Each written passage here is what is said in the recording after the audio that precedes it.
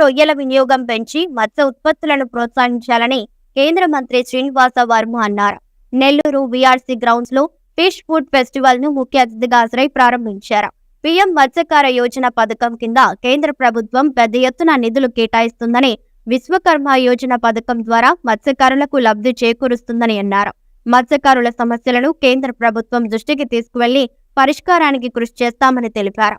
కార్యక్రమంలో MP Vemireddy Prabhakar Reddy, Sarvepalli MLA Somireddy Chandramohan Reddy తదితరులు పాల్గొన్నారు.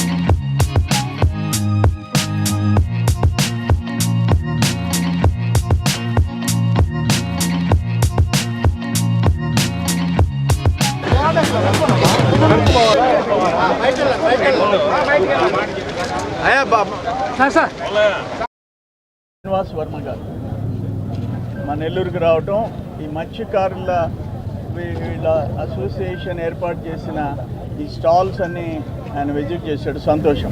వీళ్ళకి ఏంటంటే మా నెల్లూరు జిల్లా నుంచి మొత్తం కోస్టల్ బెల్ట్ అంతా రొయ్యలు, చేపలు వీటి పెంపకాల మీద ఆధారపడతారు.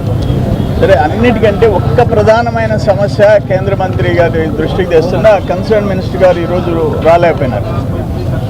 వీళ్ళకి వచ్చిన సమస్య ఏంటంటే, ఇవి చెన్నై, తమిళనాడు నుంచి ఆ భారీ షిప్స్ వస్తున్నాయి, కంటైనర్స్, కడలూరు బోట్లు.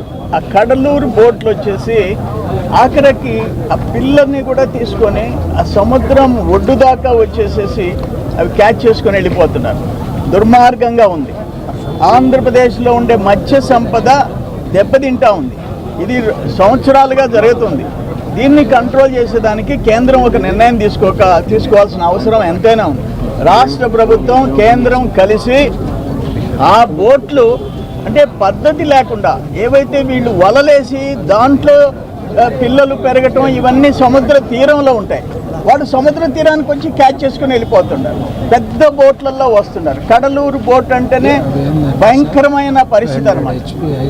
అది వాళ్ళు ఏదో హై లెవెల్లో ఉంటుంది, వీళ్ళు చిన్న బోట్లలో చేపలు పట్టుకుంటారు. అందుకని మొత్తం డెస్ట్రాయ్ చేసి వెళ్ళిపోతున్నారు, నాశనం చేసి వెళ్ళిపోతున్నారు. వాటిని కంట్రోల్ చేయాలి. వాళ్ళు కూడా మన దేశస్తులు, మన మిత్రులు, వాళ్ళని మేము ద్వేషించడంలా, కానీ ఒక సంపదని కొల్లగొట్టడము, వాటిని ధ్వంసం చేయటం ఇది మంచిది కాదు. దీన్ని అరికట్టాల్సిన బాధ్యత ఉంది. ఈ కన్సర్న్ కేంద్ర మంత్రి వర్యుల దగ్గరికి తీసుకెళ్ళి రాష్ట్ర ప్రభుత్వం, కేంద్ర ప్రభుత్వం కలిసి అది ఒక్కటి అరికట్టి మా వాళ్ళ సంపదను కాపాడాలని చెప్పేసి కోరుకుంటున్నాం. మంత్రి గారి, కేంద్ర మంత్రి గారి అనుమతితో 1 minute నేను మంత్రి గారికి నేనేం కోరుతున్నానంటే, కృష్ణపట్నం పోర్ట్, ఆ పోర్ట్ బేస్ చేసుకొని SEZ అక్కడ క్రిస్ సిటీ ప్రధానమంత్రి గారు సాక్షాత్తు ఫౌండేషన్కి డేట్ ఇచ్చి వరదల వల్ల పోస్ట్పోన్ చేశారు. పక్కన రిలయన్స్ 2600 ఎకరాలు పోర్ట్ బేస్ చేసుకొని SEZ 6000 ఎకరాలు, ఇక్కడ కిసాన్ SEZ 2300 ఎకరాలు. అక్కడ శ్రీ సిటీ, ఇక్కడ మ్యాన్కూర్ ఎస్సీజెడ్, ఇక్కడ మాకు ఇక్కడ కర్నూలు దగ్గర ఒక ఇండస్ట్రియల్ ఎస్టేట్, వేలాది ఎకరాలు పక్కన దగ్గర ఎయిర్పోర్ట్ వస్తూ ఉంది. కృష్ణపట్నం పోర్ట్లో కంటైనర్ పోర్ట్ ఎగుమతులు, చేపలు, రొయ్యలు, బియ్యం, మిర్చి, టొబాకో, కాటన్ ఆగిపోయింది.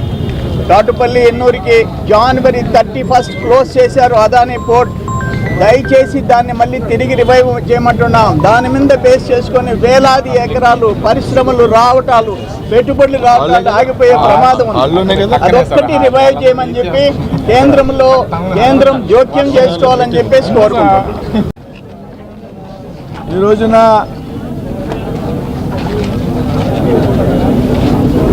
ఎన్ఎఫ్డిసి ఆధ్వర్యంలో పెద్ద ఎత్తున ఫిష్ ఫుడ్ ఫెస్టివల్ని ఇక్కడ నిర్వహించడం జరుగుతూ ఉంది. చేపల రొయ్యల ఉత్పత్తుల్ని మనం ఎన్ని రకాలుగా ఏ విధంగా ఉపయోగించుకోవచ్చు,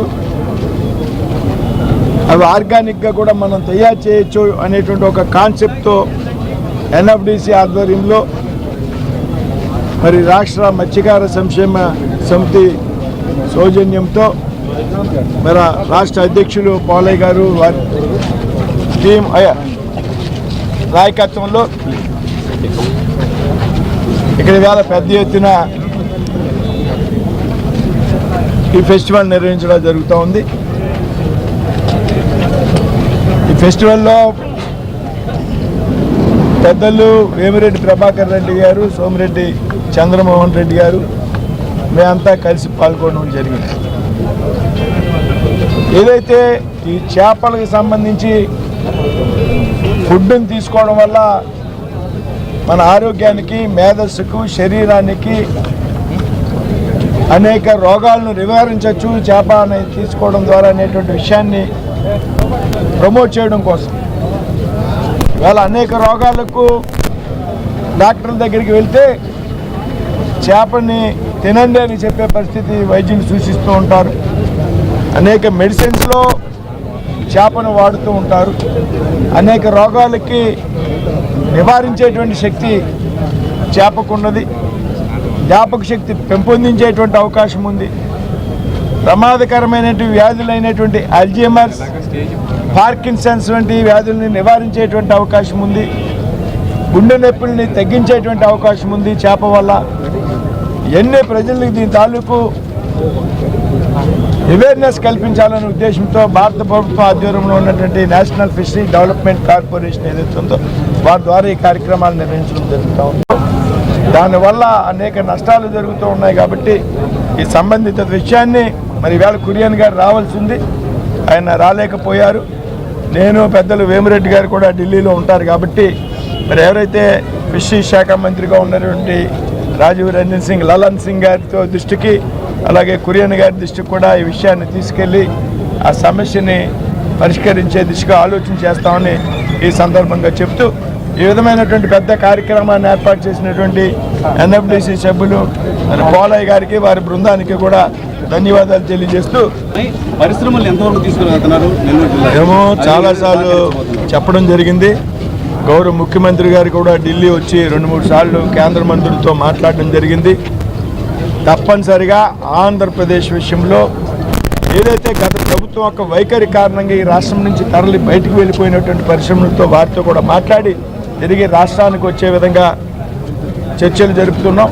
అదేవిధంగా ఏదైతే కొత్తగా పరిశ్రమలు స్థాపించేటువంటి వ్యక్తులకు కానీ, సంస్థలకు కానీ ఏదైతే ఒక త్వరితగతిన అనుమతులు ఇచ్చే విధంగా, భూమి కేటాయింపులు కూడా వెంటనే జీరో అయ్యే విధంగా రాష్ట్ర ప్రభుత్వం, కేంద్ర ప్రభుత్వం, ఈ 2 ప్రభుత్వాలు ప్రయత్నం చేస్తున్నాయని సందర్భంగా చెప్తున్నారు.